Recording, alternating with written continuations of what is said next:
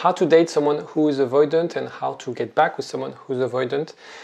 This video, I should have made this video when I met my wife so she could have a user guide on how to deal with someone avoidant, because I'm a former avoidant and because of my job I've managed to work on this attachment, work on my wounds and be more secure. But in this video I obviously will share some of my insights as someone who's a former avoidant. In this video we're going to also discuss the framework, the approach, the strategies that I use with my clients when they have to communicate more effectively with their partner. Jiggle. IGetMyExBack.com. Everyone deserves a second chance. First thing you have to do is to understand attachment style, understanding avoidant attachment style. I've made quite a lot of videos on the subject, so have a look on my channel. There's also, I'm going to put some reference, some documents for you to download for free. I would also recommend you to read the book Attached. I was thinking of writing a book about attachment style and realized that this book is just perfect because it has the good mix of research and scientific backed things. It's quite practical. The document that I will put on the description is more practical, is more like kind of a coaching workbook, but Attached is really very complete in terms of book to know about and learn about attachment style. And so it's important to also know your attachment style and understanding this dynamic of anxious avoidant if you have an anxious attachment style. Now, conflict management, which is the starting point, so whether it's after a breakup, whether it's within a relationship, avoidant people will tend to approach conflict logically and not emotionally. For anxious people, it's the other way around. It's very much emotionally driven. It's very much about trust, about control. For avoidant people, you come to me crying with a problem, I'm going to try to fix it. I'm not going to try to listen to you, which is very different. And so what you have to understand is under stress, when there's a lot of pressure, avoidant will shift to their coping mechanism, which is to dismiss things, which is to be on their own. They will leave the house, they will slam the door, they will leave the room, they wouldn't confront you, right? And so what you have to do is obviously there's an element of timing, there's an element of accepting that people need some time for the emotions to reduce, for the resentment to reduce. And when you come back and have a proper discussion with your partner, it's about having solution focused, being more concrete than emotional. The problem is that if you're too emotional, if you're too around your feelings, your partner might not understand. So I'm going to explain a little bit later that they also need to understand feelings and need to understand emotions, because it's a job where you are part of a team. And this is why it's important for you to understand, to be more self-aware of the triggers, self-aware of your triggers, of how you respond. So when you have an anxious attachment style, for instance, you can develop what we call protest behaviors that will damage the relationship, that will really push your avoidant partner even further away. So it's important to understand this is happening and what should be my response. Rather than responding emotionally, rather than protesting with your partner, you adopt a secure response. So it's important to have and be proactive and have a strategy for emotional regulation. It's something that my business partner Elizabeth is amazing with. So have a look when we have few workshops in the next few weeks about emotional regulation, about how you can feel better, take care of yourself, of your physiology, etc. And also, I think what I like to do in couple counseling is having a co-creative approach about how you can let your partner know that, okay, sometimes when I'm feeling overwhelmed, when I'm stressed, I will do this and that. Can you help me? Because then they are part of the solution, and we discuss about this co-creation, this idea of finding the solution together. Communication technique, again, there will be a document, a guide in the description about non-violent communication. There are books on non-violent communications. It's quite a broad topic, but the idea is to really start with I statement rather than accusing your partner, rather than saying you never do this, you always do that. Be aware of the never and always, they are very dangerous. Use I statement starting from I feel this way when you do this, right?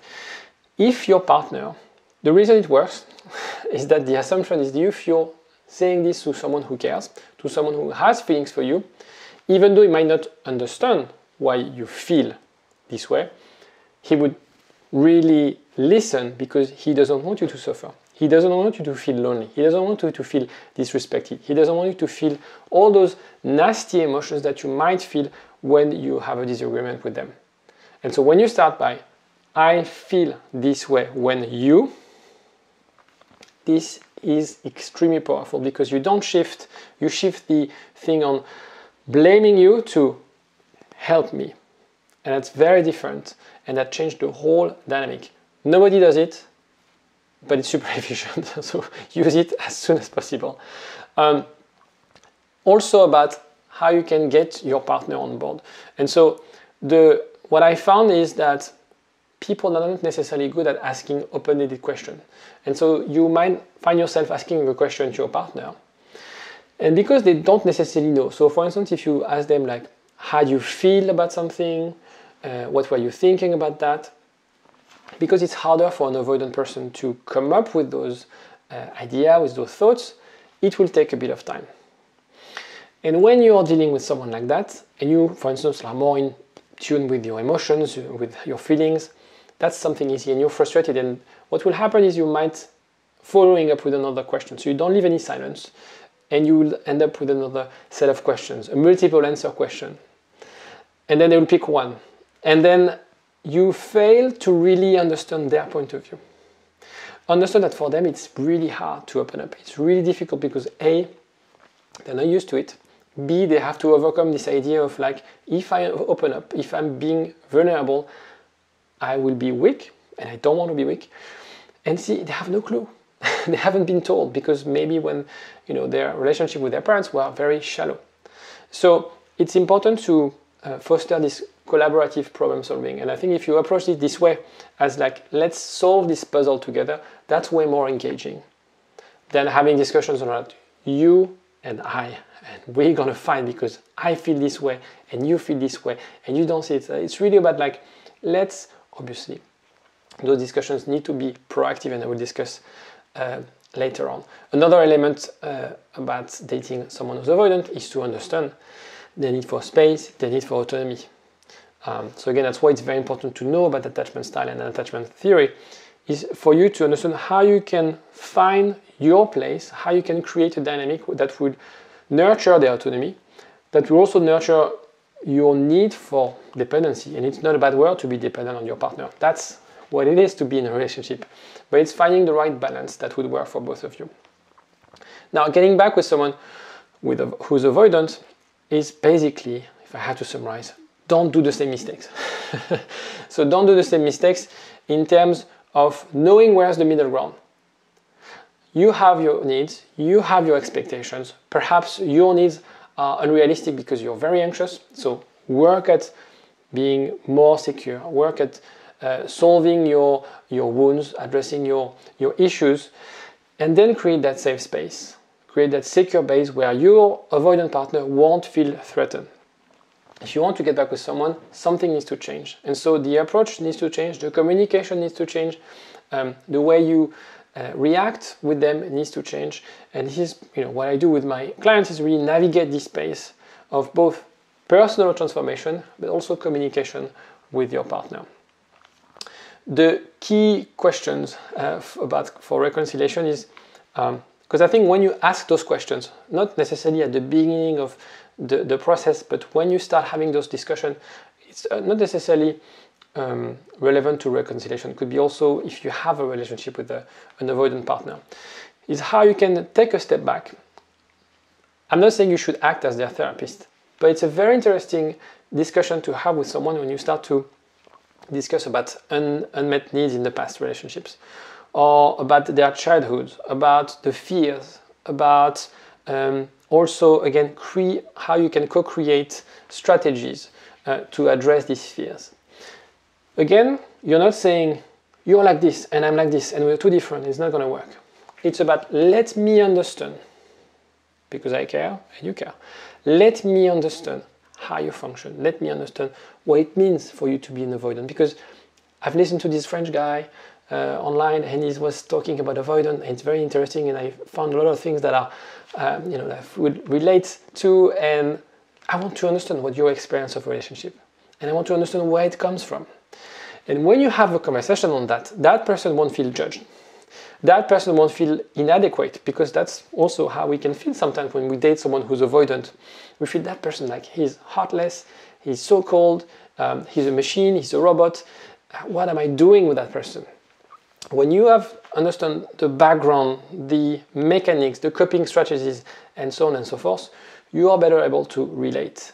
And when you relate with your partner, you don't protest anymore, because you have also, in a way, I always refer that as like wearing different lenses. When you start to look at things with their lenses and them looking at your life with your lenses, people will connect. Now, the tricky part is balancing needs and boundaries. So it's important, if you have an anxious attachment style, to establish healthy boundaries and also to define and understand your needs.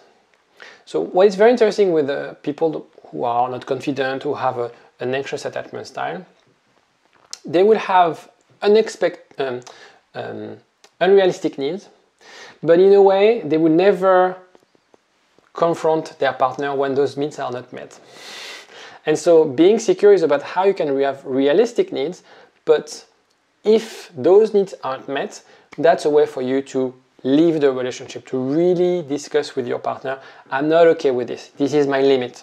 And so it's important to have mutual respect, of course, and effort in the conversations of how does it look like? Let's design our life together.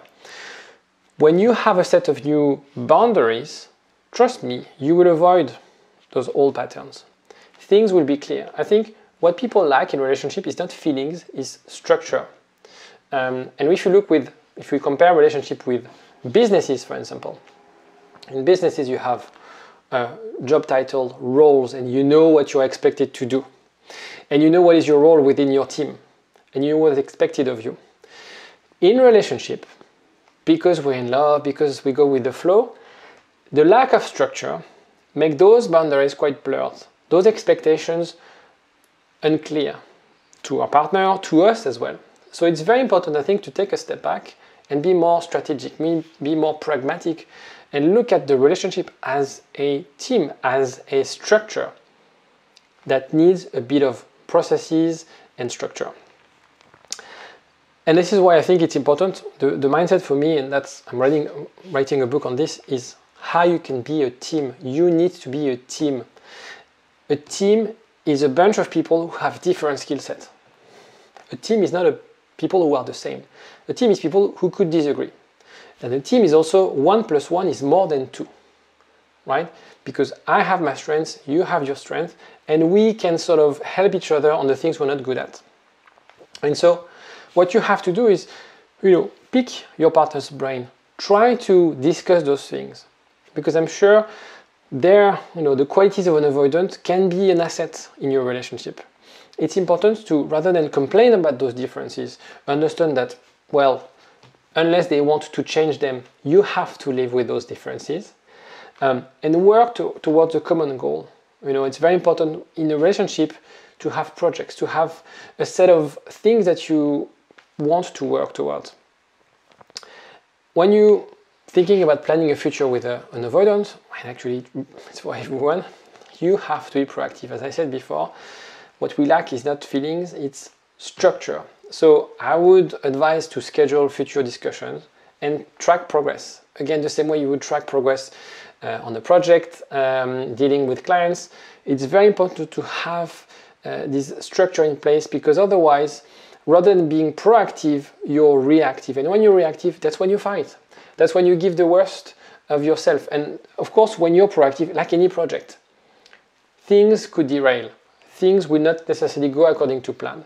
But trust me, if you don't have a plan, it's going to be chaotic even more. So it's important to have those communication open, to see where you're at, to check in regularly, knowing your expectation, checking in on how they feel on that day, checking regularly on those things. Again, it's not about asking too much and invading their space.